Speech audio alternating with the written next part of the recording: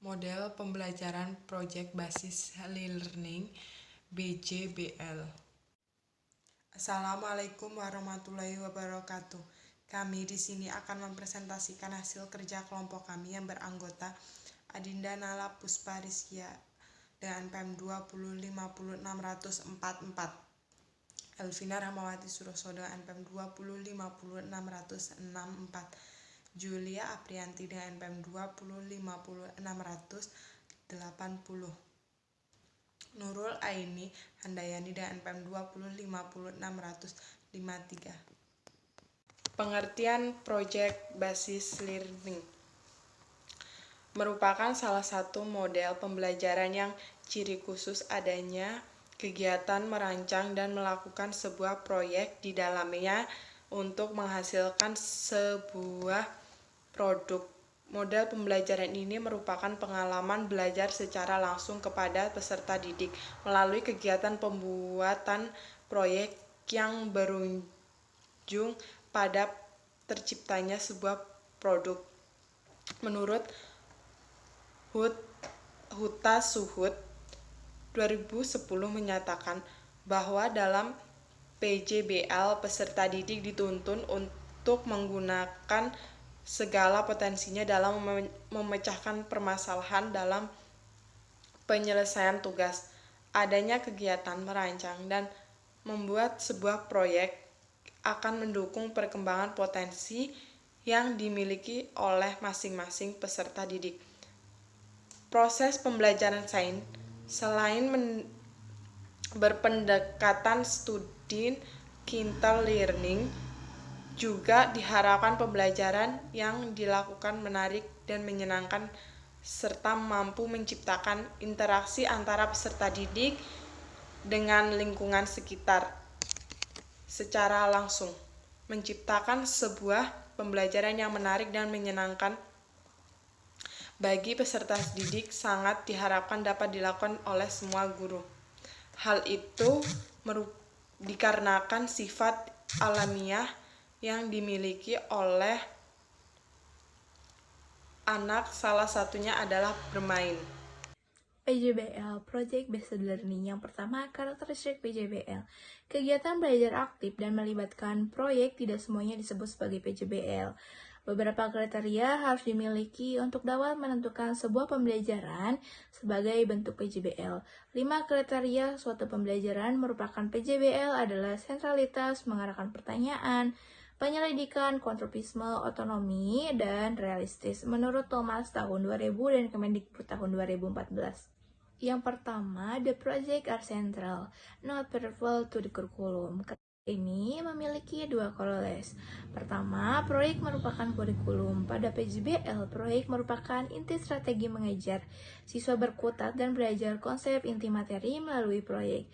Yang kedua, keterpusatan yang berarti jika siswa belajar sesuatu di luar kurikulum, maka tidaklah dikategorikan sebagai PJBL. Yang kedua, proyek PJBL difokuskan kepada pertanyaan atau problem yang mendorong siswa mempelajari konsep-konsep dan prinsip-prinsip inti atau pokok dari mata pelajaran.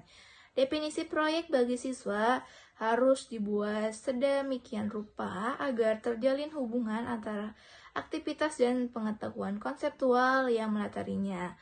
Proyek biasanya dilakukan dengan pengajuan pertanyaan-pertanyaan yang belum bisa dipastikan jawabannya atau independent problem.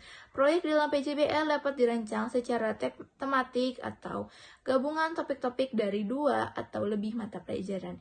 Yang ketiga, proyek melibatkan siswa pada penyelidikan kronopisme. Sebuah penyelidikan dapat berupa perancangan sebuah proses, pengambilan keputusan, penemuan masalah, pemecahan masalah, atau proses pengembangan model. Aktivitas inti dari proyek harus melibatkan transformasi dan konstruksi dari pengetahuan atau pengetahuan keterampilan baru pada pihak siswa. Jika aktivitas inti dari proyek tidak mempresentasikan tingkat kesulitan bagi siswa, atau dapat dilakukan dengan penerapan informasi atau keterampilan yang siap dipelajari. Proyek yang dimaksud adalah terlebih dari sebuah latihan dan proyek PJBL yang dimaksud. Yang keempat, Projects are student-driven to some significant trigger. Inti proyek bukanlah berpusat pada guru berupa teks, aturan, atau sudah dalam bentuk paket tugas. Misalkan tugas laboratorium dan booklet pembelajaran bukanlah contoh PJBL. PJBL lebih mengutamakan kemandirian, pilihan, waktu kerja yang tidak bersifat kaku, dan tanggung jawab siswa daripada proyek tradisional dan pembelajaran tradisional. Yang kelima, proyek adalah realistis, tidak school-like. Karakteristik proyek memberikan keautentikan pada siswa. Karakteristik ini boleh jadi meliputi topik, tugas, peranan yang dimainkan siswa, konteks di mana kerja proyek dilakukan, produksi yang dihasilkan, atau kriteria di mana produk-produk atau unjuk kerja dinilai. PJBL melibatkan tantangan-tantangan kehidupan nyata, berfokus pada pertanyaan atau masalah autentik, bukan simulatif, dan pemecahannya berpotensi untuk diterapkan di lapangan yang sesungguhnya. Selanjutnya, prinsip-prinsip PJBL. Menurut Thomas dalam Fathur Rahman tahun 2016, pembelajaran berbasis proyek memiliki beberapa prinsip sebagai berikut. Yang pertama, prinsip sentralistis menegaskan bahwa kerja proyek merupakan esensi dari kurikulum. Model ini merupakan sentral kegiatan pembelajaran di kelas, di mana peserta didik belajar konsep utama dari suatu pengetahuan melalui proyek. Yang kedua, prinsip pertanyaan penuntun. Berarti bahwa kerja proyek berfokus pada pertanyaan atau permasalahan yang dapat mendorong peserta didik untuk berjuang memperoleh konsep atau prinsip utama. Yang ketiga, prinsip investigasi konstruktif merupakan proses yang mengarah kepada pencapaian tujuan yang mengandung kegiatan inquiry, pembangunan konsep, dan resolusi. Penentuan proyek haruslah dapat mendorong peserta didik untuk mengkonstruksi pengetahuan sendiri untuk memecahkan persoalan yang dihadapinya.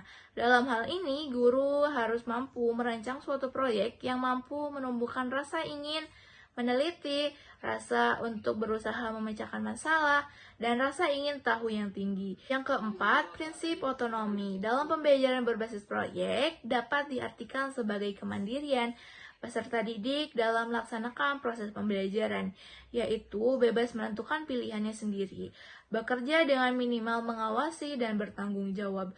Oleh karena itu, lembaga kerja peserta didik, petunjuk kerja praktikum, dan sejenisnya bukan merupakan aplikasi dari PJBL. Dalam hal ini, guru hanya berperan sebagai fasilitator dan motivator untuk mendorong tumbuhnya kemandirian peserta didik. Yang kelima, prinsip realistis, berarti bahwa proyek merupakan suatu yang nyata. PJBL harus dapat memberikan perasaan realistis kepada peserta didik dan mengandung tantangan nyata yang fokus pada permasalahan autentik. Tidak dibuat-buat dan solusinya dapat diimplementasikan di lapangan. Kelebihan pembelajaran PJBL. Menurut Morsun, ada beberapa keuntungan dari pembelajaran PJBL. 1. Increase motivation. Pembelajaran berbasis proyek dapat meningkatkan motivasi belajar peserta didik untuk belajar, mendorong kemampuan peserta didik untuk melakukan pekerjaan. 2. Increase problem solving ability. Beberapa sumber mendeskripsikan bahwa lingkungan belajar pembelajaran berbasis proyek dapat meningkatkan kemampuan memecahkan masalah, membuat siswa lebih aktif dan berhasil memecahkan problem-problem yang bersifat kompleks. 3. Improve library research skills.